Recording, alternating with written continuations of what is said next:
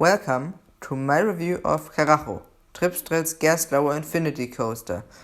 It opened in 2013 as the world's second Gerstlauer Infinity Coaster, just after the Smiler.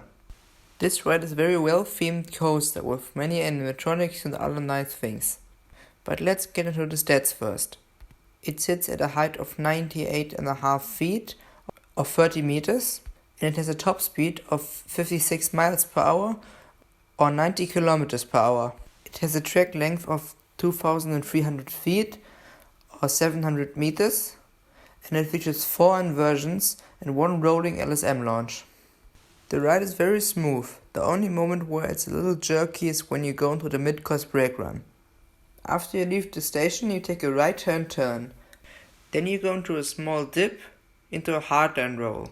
After this hardline roll, you go up again, and then you go into another dip onto the great launch, a really awesome launch.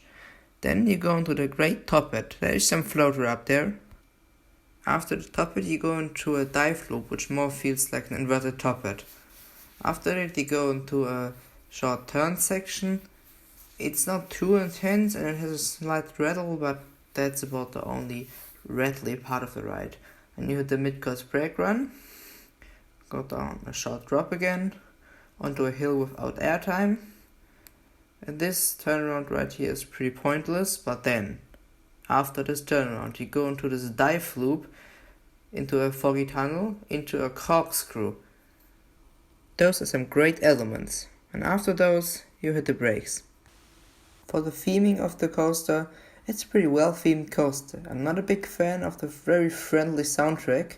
A more crazy soundtrack would be better here, but the rest of the theming is pretty good. It's like a crazy scientist wants to invent like an old-timer car with rockets in the back. And that's also what the trains are like.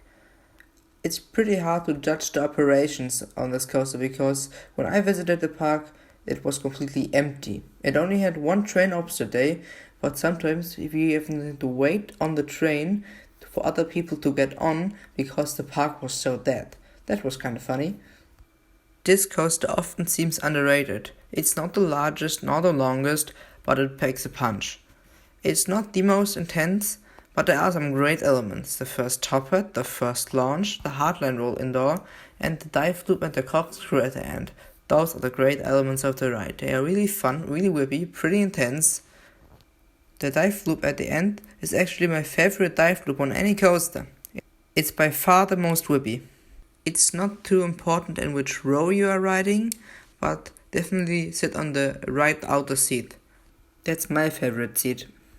But the most funny thing is, this coaster is better than any coaster at Europa Park, which is ridiculous because this park is like a fourth of the size of Europa Park.